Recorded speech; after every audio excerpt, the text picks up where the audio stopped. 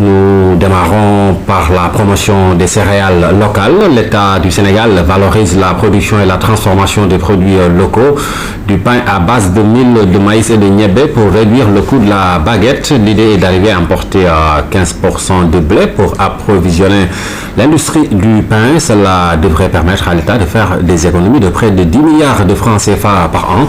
Le développement de l'industrie locale va aussi engendrer la création de plusieurs emplois. Des professionnels du secteur des céréales locales ont rendu visite aujourd'hui au chef de l'État et au gouvernement.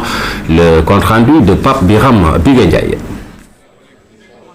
Une pause pour une noble cause. La promotion de nos céréales locales au cœur d'une préoccupation collective au Conseil des ministres. Du pain bien de chez nous à base de mil, de maïs et de niébé pour entrer de plein pied dans l'ère du consommé local. Plus qu'un concept, il s'agit aujourd'hui de concrétiser une vision qui sera bénéfique aux populations. Le pain, qui est le deuxième poste de consommation des ménages, va coûter moins cher. Deuxièmement, c'est que les producteurs sénégalais qui produisent le mil, le maïs et le niébé vont avoir des revenus supplémentaires. Enfin, au niveau des boulangeries et des transformateurs, les activités vont augmenter, donc ce qui va créer des emplois. Ces productions céréalières connaissent souvent des problèmes de débouchés. Donc il y a des stocks invendus parfois, donc c'est important de valoriser ces productions locales et ensuite d'accroître les marges par rapport aux transformateurs et par rapport aux producteurs primaires. Une gamme variée de céréales locales à moindre coût. Le projet fait rêver puisqu'au-delà de la baisse du prix du pain, c'est toute une industrie bien sénégalaise qui va être développée. Là-dessus, les acteurs suggèrent une baisse de la TVA sur la transformation des produits locaux. À ce niveau, l'État va également y gagner avec une recette made in Sénégal. Quand on incorpore 15% de mil ou de maïs dans le pain, cela veut dire qu'on n'importera plus du blé. Donc on va importer moins de 15%. Cela représente aujourd'hui, avec la facture de blé, environ 7 milliards et demi de francs CFA. Pensez-vous que si on fait ça sur l'ensemble du pays, cela va représenter plusieurs dizaines de milliards de francs CFA d'économie de devises. Donc l'État du Sénégal n'aura plus à payer ses devises à l'extérieur. Avec ce projet mis à l'étude, c'est tout le monde qui y trouve finalement son compte. Le consommateur verra le coût de la baguette de pain réduit presque de moitié.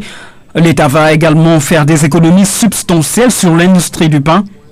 Et les professionnels du secteur verront leur chiffre d'affaires s'accroître. Mieux, il y aura la création de plusieurs emplois. Il s'agit aujourd'hui de faire un choix dans la rupture des habitudes alimentaires.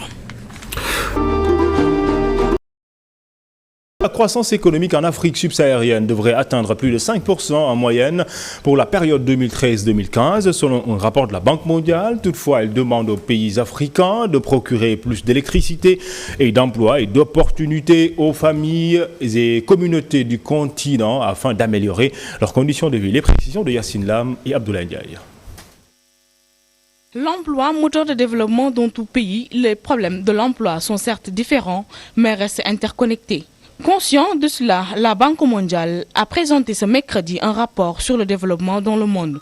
Le résumé de ce rapport nous est présenté ici par le secrétaire exécutif de la Confédération nationale des entreprises du Sénégal. Pour reprendre un peu les grandes caractéristiques de la population sénégalaise, avec sa pyramide démographique et les enjeux qui se dessinent, profil à l'horizon, et un certain nombre de recommandations sur ce qui devrait être fait pour négocier ce qu'on appelle les dividendes démographiques, c'est-à-dire que le stock que nous avons aujourd'hui des jeunes d'ici 2035 pour permettre justement de l'utiliser comme un point positif. Parce que vous le savez, contrairement à ce que pensent certains, la démographie pose un certain nombre de problèmes. Pour une catégorie de théoriciens, une forte démographie est un avantage et pour d'autres c'est un inconvénient. Selon Mortala Kane, la jeunesse doit parfaire sa formation et ceci est un impact négatif pour notre pays. Mais d'une manière globale, nous avons une jeunesse qui a un problème de formation à parfaire. Parce que nous savons tous, nous sortons donc d'une grande rencontre sur l'avenir de l'enseignement supérieur. Nous avons un milieu rural qui a une population relativement forte, qui a un fort taux d'emploi, mais malheureusement qui a un niveau de formation relativement bas, ce qui impacte négativement parce que ça plaque au sol la productivité.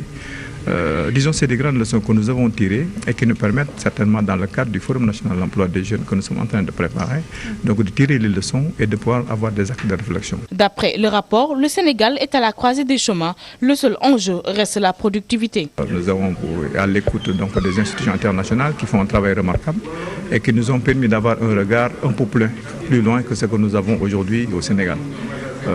Dans ces résumés, le Sénégal est à la croisée des chemins. On a un stock de jeunes relativement important, que ce soit des jeunes formés ou des jeunes du milieu rural. Nous avons des enjeux en termes de productivité, c'est la principale leçon. Et si nous les écoutons, les problèmes du Sénégal est moins un problème d'emploi que de productivité. Le problème de l'emploi est très sensible dans le monde entier. Riches ou pauvres, les pays font face tous les jours à ce problème ô combien difficile à résoudre.